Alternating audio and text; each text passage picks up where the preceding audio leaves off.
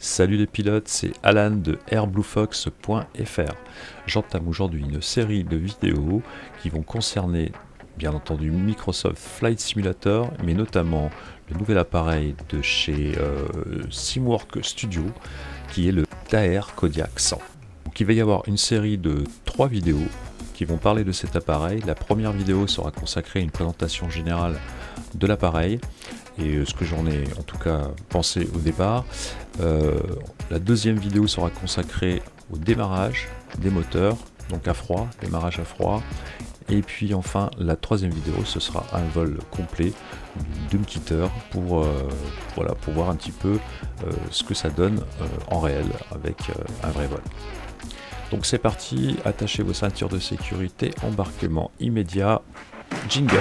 Good afternoon, this is your captain speaking with just a little flight information. Coming up on the left, we're going to be catching a glimpse of the Grand Canyon. On the right, you can be able to see the Hoover Dam in just a few minutes. We're flying at an altitude of 37,000 feet and our airspeed is... Alors découvrons déjà ensemble les caractéristiques de cet appareil donc, qui vole à une vitesse de croisière de 322 km/h. Donc c'est un monomoteur à altitude maximale de 25 000 feet pour une masse à vide de 1700 kg, un poids maximum de 3200, un rayon d'action de 2098 km, une capacité de carburant de 1192 litres, une longueur de 10 mètres sur une envergure de 13 mètres 70. Voilà pour la présentation du Daher Kodiak 100. Alors cet appareil, comment ça se passe? Il est gratuit, il est payant, il s'achète? Oui. Il est payant, non, il n'est pas gratuit. Donc on peut le trouver, on va passer sur le navigateur. Donc c'est alors ça c'est le site de Simwork. Donc ça c'est le site de Simwork Studio. Alors je sais pas si on peut l'acheter directement sur leur site, mais je l'ai pour ma part acheté sur un autre. Alors on peut par exemple le retrouver sur ORBX où il est en vente au prix de 40 €, non 35 €, alors je sais pas, oui c'est ça, 35,30 €, un petit peu moins cher même que ce que je l'ai payé, parce que je l'ai payé une quarantaine d'euros. En tout cas, de ce que j'en ai vu déjà, je peux vous dire que vous allez voir, ça mérite quand même cet petit investissement par rapport à des avions gratuits bien entendu, ou certains avions qu'on peut trouver qui sont à la vente et qui sont pas forcément... en tout cas on s'attend à quelque chose des fois de mieux et c'est pas toujours le cas. Allez, passons dans le vif du sujet. Donc on va passer à la sélection de l'avion. Donc il y a énormément de modèles avec cet avion, c'est assez dingue. Il est livré avec un tas de livrets, c'est le cas de dire. Donc déjà dans l'écran principal on va avoir 4 modèles. Le Kodiak 100, le Kodiak 100 avec le cargo, le Kodiak 100 version Tundra et le Tundra Tiger aussi en version cargo. Alors ces deux là je les ai pas encore trop regardés, je suis resté à ces deux modèles et je me suis attaché particulièrement à celui-ci car on peut faire apparaître les passagers à bord et le copilote, et du coup ça donne vraiment un côté vraiment sympa au simu quoi, parce que voilà, c'est beaucoup plus réaliste d'avoir des gens à bord de l'avion quand on tourne la tête. Alors les gens ils apparaissent pas directement comme ça, donc il y a une petite manip à faire, on va faire juste après au niveau de la livrée pour qu'on puisse avoir dans l'appareil en fait les personnages qui apparaissent. Donc on va aller voir ça tout de suite. Donc on a choisi celui-là. Donc au niveau des livrées, en fait c'est plutôt au niveau du poids et de l'équilibre qu'on va pouvoir voir ajouter des personnes dans l'avion. Donc au niveau des livrées, c'est pareil, il y a différents types de livrées. Donc là j'ai sélectionné mixed intérieur, c'est-à-dire qu'on va avoir à la fois des passagers et du fret. Et donc dans l'avion va apparaître des vrais passagers et des frets. Enfin des passagers et du fret. Et dans certains avions ça va être que le fret. Par exemple le cargo intérieur, donc celui-là ça va être que du fret. Tundra je sais pas trop encore, j'ai pas testé. Et mixed c'est celui qu'on a. Si Tundra je crois que c'est que des passagers. Donc on a que des passagers, passagers et fret ou que du fret dans les différents types de modèles. Donc on est parti sur celui-ci que j'ai déjà paramétré au niveau de mes caméras, donc on va rester sur celui-là. Et on va s'intéresser au poids et à l'équilibre qui du coup est très important à régler pour cet appareil pour pouvoir piloter correctement et puis avoir aussi les personnages qui s'affichent. Alors le carburant, bon là pour l'instant on va pas en tenir compte puisqu'on va pas faire de vol, on va juste mettre une petite quantité et on va pas utiliser le curseur de la charge utile, on va utiliser directement le poids. Donc pour avoir un copilote, on va mettre 77 kg comme pour le pilote. À partir du moment où on va mettre ici un poids, alors je sais pas s'il y a un poids minimum, mais en tout cas bon je pars du principe que c'est le même, on va avoir le copilote qui va apparaître dans le cockpit. Et ça va être pareil pour les passagers. Si on veut rajouter des passagers, on va aller rajouter du poids pour chacun des 4 passagers. Parce que j'ai pris que j'ai décidé qu'il y en aurait 4. Je crois que le maximum d'ailleurs c'est 4. Pour les 4 passagers de cet appareil. Et je vais rajouter aussi donc du cargo pour avoir des cartons à l'arrière de l'avion. Et là on va mettre 90 kg. Et en faisant ça, je vais surtout prêter attention ici, c'est très important, à la position du CG. Il faut surtout pas que ça dépasse. Si par exemple ici je mets 200 kg, on va voir que je suis le centre de gravité du coup est hors limite et ça va être ingérable pour piloter cet appareil. Donc bien respecter cette préconisation. Alors du coup je suis quand même hors limite. Je vais mettre peut-être 80 kg. Ah non, d'accord, ça n'a pas pris en compte les zéros. Ça marche, voilà, on est bon. Donc à partir de là, c'est parfait, on aura les personnes à bord.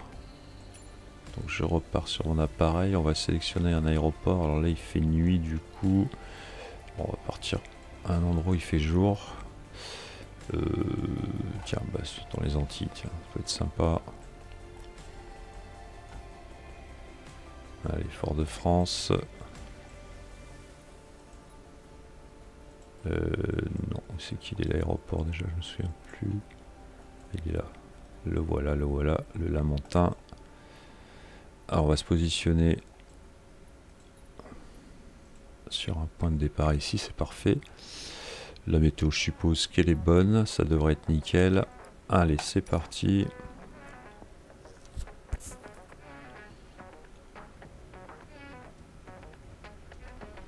Nous voici donc au Lamentin. Bon, c'est un petit peu couvert, mais ça va être sympa. Et voici donc notre Kodiak. De l'extérieur, il est franchement joli. Il n'y a rien à dire. Il est très très bien fait. On voit déjà les personnages à l'intérieur ainsi que les bagages. Magnifique. Je l'adore. Prêt à voler. Alors, voyons un petit peu déjà de l'extérieur ce que ça nous donne. Donc effectivement, en termes de présentation, on voit que c'est très très détaillé. On a toutes les petites indications, on peut même lire dessus ce qui est écrit. Voilà pour les volets. Bon là ça marche pas parce que j'ai pas les... il n'y a pas le courant encore. Le devant. Voilà pour la partie extérieure. Alors on va aller maintenant dedans. Et on va découvrir un petit peu cet intérieur où tout est absolument fonctionnel. Et surtout, on peut dire que les développeurs là vraiment ont pris beaucoup de soin à la réalisation de cet avion. Parce qu'on va voir que c'est vraiment très très détaillé. Donc ici, bah voilà, on a donc nos passagers souriants, très heureux, peut-être même des développeurs eux-mêmes. En tout cas, très contents de prendre l'avion. Et puis voilà, bah, ici on a le compartiment à bagages avec l'extincteur et on peut même lire ce qui est décrit sur l'extincteur. Regardez ça, c'est pas beau ça, c'est magnifique. Voilà, c'est magnifique. Donc on va s'intéresser à la porte de derrière. Alors pour l'ouvrir c'est assez simple, on la déverrouille ici et ici. On ouvre celle d'en haut en premier, puis celle d'en bas. voit qu'on a tout de suite le son aussi qui est opérationnel. Pour la porte de devant, on a une petite fenêtre ici. On déverrouille la porte de ce côté et hop. Magnifique de détail. Idem pour le copilote.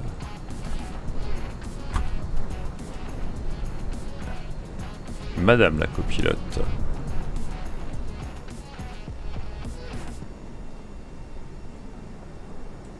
Voilà.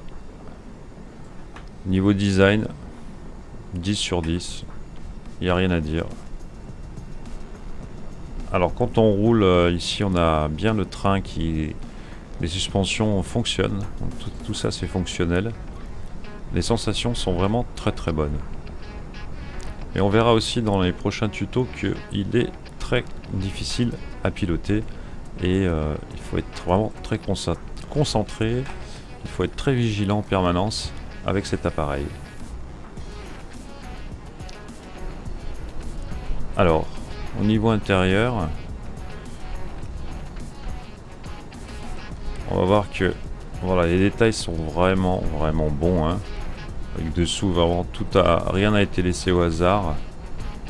Les développeurs ont vraiment fait le job. Et même si je vais aller sur le côté, par exemple, on va se mettre ici, regardez, quand on tourne le volant, voilà, le petit élastique tourne aussi, c'est magnifique. Il n'y a rien à dire. Du bon boulot. Tous les boutons sont fonctionnels. On va faire un petit peu le tour du cadran. Alors je vais allumer.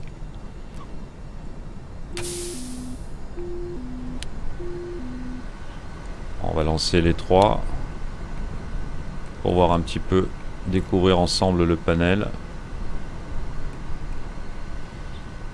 Alors déjà ici on a un deuxième... j'ai oublié le nom, mais c'est pas grave.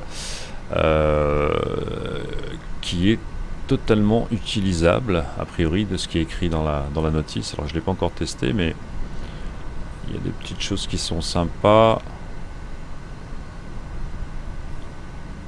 On peut choisir ici le mode de navigation. On peut mettre le barreau en mode HPA, ici 1013 au lieu de T2992. On peut mettre en mode métrique ici pour avoir les mètres aussi, en plus des feet. On peut connaître le statut de la batterie, mais ça je suis pas sûr que ça soit fonctionnel. Ah bah voilà, température de la batterie, c'est ça que je cherchais l'autre jour, ok. Température de la batterie... 27 degrés, d'accord. Ok, parce que dans la checklist, à un moment, il parle de vérifier la température de la batterie, donc ça tombe bien. Ici, on a un test du l'overspeed qui ne marche pas. Par contre, on a le deuxième qui lui fonctionne. Très bien. Bon, le Garmin, bon, rien de particulier, c'est comme les autres. Il n'a rien de plus, je crois, hein. J'ai pas vu quelque chose de particulier. Donc l'autopilote est placé juste en dessous. On va le trouver ici. Voilà pour l'autopilote. Et puis donc les boutons d'allumage, tout ce qui est allumage moteur, avionique, générateur. Ici tout ce qui est éclairage. Éclairage à l'intérieur. Éclairage de la cabine. Donc voilà, il fait pas nuit donc on voit pas. Et puis ici tout ce qui est anti-ice. Tous les voyants anti-ice. Alors le trim d'élévation, donc ils ont rajouté une ligne là pour retrouver le centre. Et donc sur cet avion, il va bien falloir utiliser le trim au décollage. Donc notamment il a tendance à se lever très vite. Donc on va utiliser du trim pour le décollage, bien souvent quelques crans vers l'avant. Qu'est-ce qu'on a d'autre? On a ensuite l'aileron qui va apparaître ici. Donc ça c'est pareil, ça va être quelque chose de très important à régler sur cet appareil, parce que c'est précisé dans la notice. Donc là vous voyez qu'on, si je le bouge, l'aileron va se déplacer sur la gauche. Et donc c'est spécifié que la puissance de la moteur fait que en fait c'est un monomoteur qui tire sur la gauche a priori au décollage. Bon, moi c'est l'inverse, ça tire sur la droite.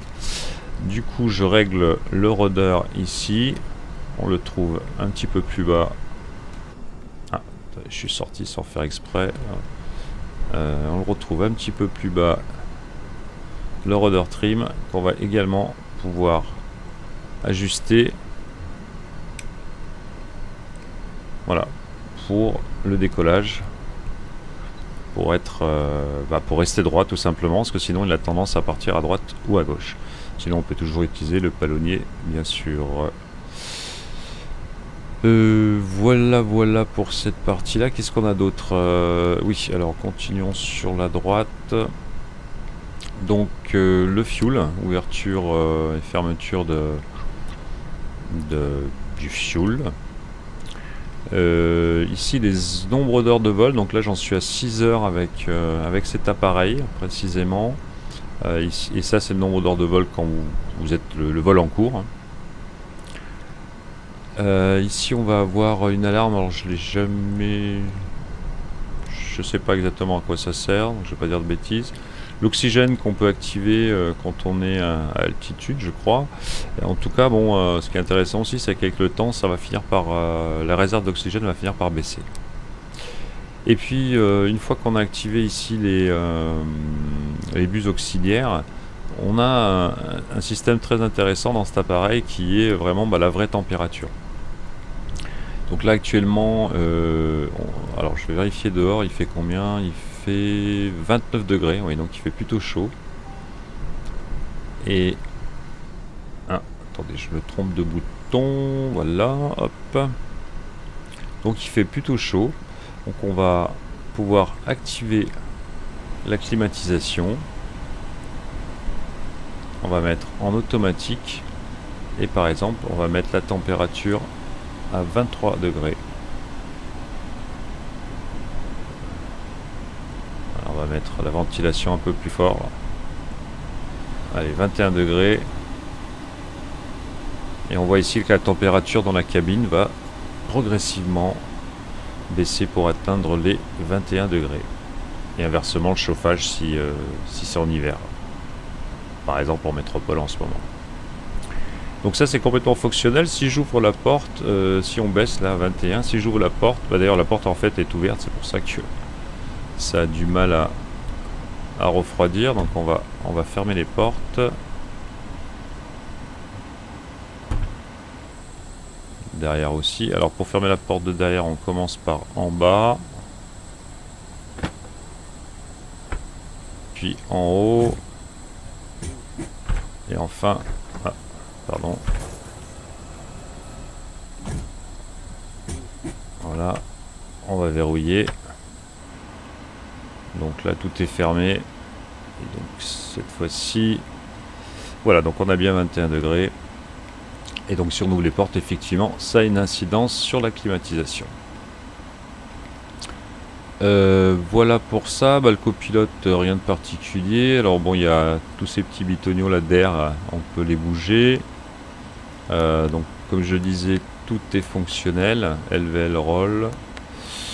Ah oui, on a aussi en bas tous ces boutons électriques, ils sont quasiment tous fonctionnels aussi.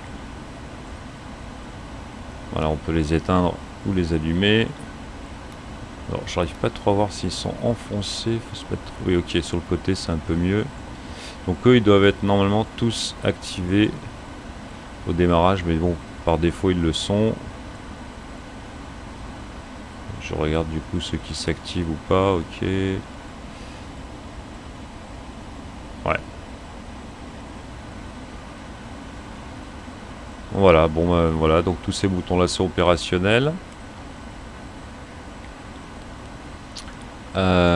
Qu'est-ce qu'on a d'autre? Je crois qu'on a fait à peu près le tour. Ah non, on a oublié en haut. Alors ici on a aussi le... Alors je sais plus exactement ce que c'est, ça je crois que c'est pour l'alignement de la tête par rapport au siège. Donc ça s'éclaire en vert quand on roule, qu'on vole. Donc si vous en savez plus, n'hésitez pas à m'en parler dans les commentaires. Alors les valves pour le carburant. Ici on va avoir la ceinture de sécurité, les harnais de sécurité des pilotes. Ici dans le plafonnier, les petites lumières. Et ici une petite lumière directionnelle. Donc de nuit c'est assez pratique, hein, je l'ai testé, effectivement on a plusieurs orientations possibles. Et puis quoi d'autre, et pareil côté passager. Donc côté passager on va avoir également ici des petites lumières. On va avoir on peut les tourner pour les fermer, vous voyez, j'avais pas vu ça, donc on peut les déplacer et on peut les tourner. Voilà, les lumières s'allument, quasiment tout est fonctionnel, c'est magnifique. Et je pense qu'on a fait notre petit tour. Voilà pour cette première vidéo. La deuxième ça sera le démarrage de la bébête. Et puis la troisième ça sera tout simplement le vol, ou alors directement le vol, on verra selon le temps que ça prend la vidéo. Allez, on se retrouve donc pour la suite. À très bientôt les pilotes. Bye bye.